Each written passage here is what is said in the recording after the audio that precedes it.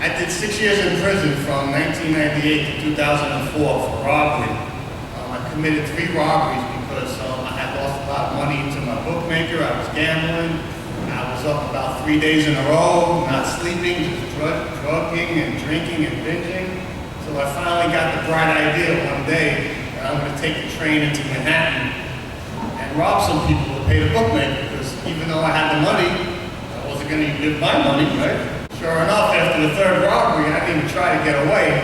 I just went to the local deli and I bought a couple of beers. I was in a drug program when I was upstate, and I saw drugs being done in the dorm.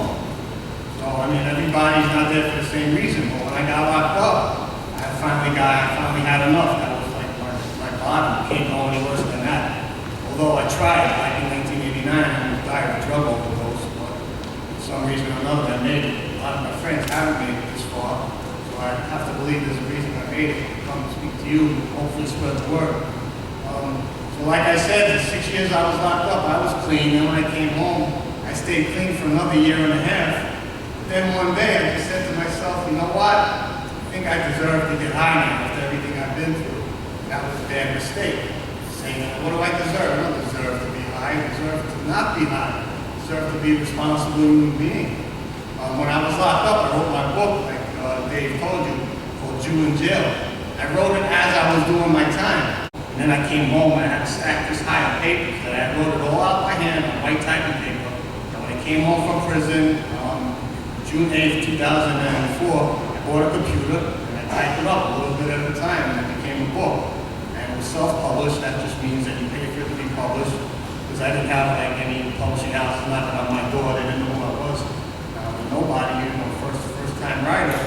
Now that's what I did. I wrote my book, and now I go around and I speak. And like I said, I've been clean 4 years, 11 months, and 1 day. But I don't really, I don't dwell on the past as far as like bad stuff. I use it to motivate myself. And as far as the future, I don't think past today, because I can't say, well, for the next 20 or 30 years, I can't have another drink. That's like too much to bite off and chew.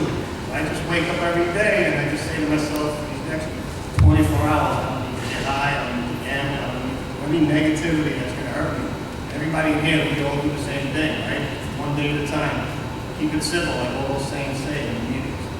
And like I said, after a year and a half, I relapsed until one day, October 31st, 2007, which was Halloween, just a coincidence. I just woke up one day and I said, I can't go on like this anymore. I went to college, I had a college degree, I worked for a lot of famous companies, I had such a good background, great family. Why am I doing this to myself? So I walked into the Coney Island Hospital Chemical Dependency Program. How many people heard of Coney Island? Stop dog eating contest and all that, yeah. So I just walked in, and it's a 12-month stay, but after 12 months, I wasn't ready to leave. And I asked if I could stay 6 months longer, and they let me.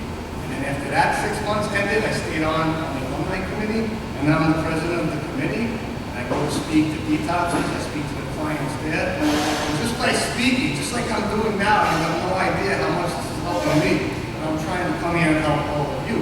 But at the same time, it's helping myself stay clean. Because I can tell one thing, I can tell everybody, whatever you have going on in your life, don't hold it in. Don't think that anybody else in the world has an experience that you are experiencing at any particular time. We're all here to help each other. There's no shame in asking for help.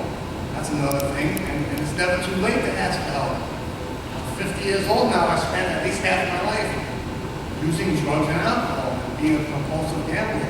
And I finally came to realize by going to all the meetings that the reason why I was doing all these things and acting out like that is because I had no self-esteem. I just wanted to medicate myself, cover up my feelings.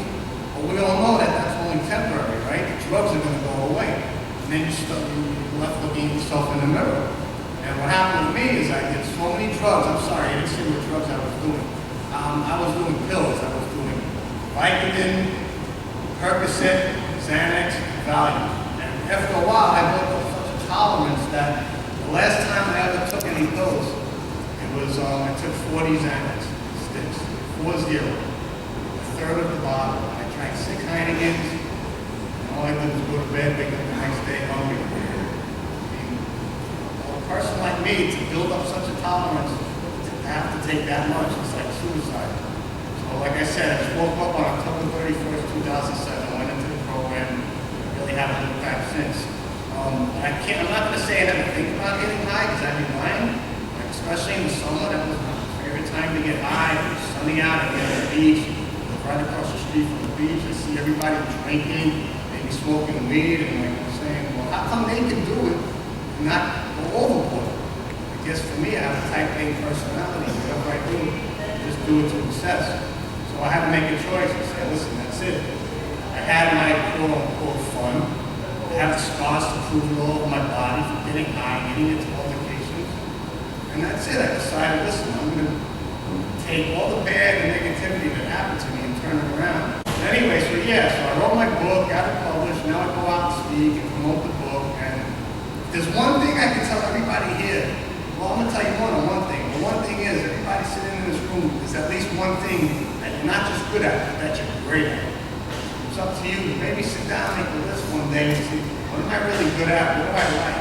Because if you're in a job and you go home, if you're in a job that you're not happy doing, that's really not productive. You have to do something you like. So for me, I like writing, I love writing, and it's something everybody in here can do. And it's very personal, right? Nobody can take that away from you. All you need is a pen and paper and your brain. That's it. Write down your thoughts. And if you want to write a book, everybody has a story, right? I'm not saying you have to write a book. Some people like to write poetry. People like to write songs. If you don't like to write, I'm sure that maybe a lot of the guys here are good at working on cars, maybe the women are good in fashion. The point is, you don't have to do things that are going to get you locked up. You know, I mean, we all know this, right? I knew it when I was doing what I was doing, that I have a disease. My addiction is a disease. Okay, but even though it's a disease, and I can admit to that now, I still have the power of choice. Now that I've been clean almost 5 years, things are just so much more clear than they ever were. The longer, at least for me, I don't speak about myself, the longer I stay clean, the better I feel physically and emotionally, and I just love coming to speak and help other people. You know, I mean, I've done a lot of bad things in my past. I heard people that are closest to me. That's what happens, you know, when you're an addict. You take for granted all the people that stand in your corner. And this wasn't my first arrest, it was just my first time on state. Anytime I ever got arrested, I always vowed that I was going to change, and I was going to change, and I became the boy that cried wolf. This time it really has to mean something, and so far so good, you know. I just appreciate that you all let me come out here to speak, and just remember, once you go home, don't hold your head down, just hold your head high. No matter what you did, we're all human, we all make mistakes. I worked with a lot of famous people, they're just people just like you and me. Everybody has skeletons in their closet, you know, some of us go a little overboard. Just hold your head high when you go home. Think of something that you want to do. Don't hang out with those same people that got you into trouble. Change yourself first. For me, it was all about self-esteem. I didn't care about myself. Today, it's not like that. I care about myself, you know. Nobody's going to care about you unless you show that you care about yourself. Now that I do care about myself, I got a lot of people going to bat for me. The Shin Foundation had me come down here all the way from New York.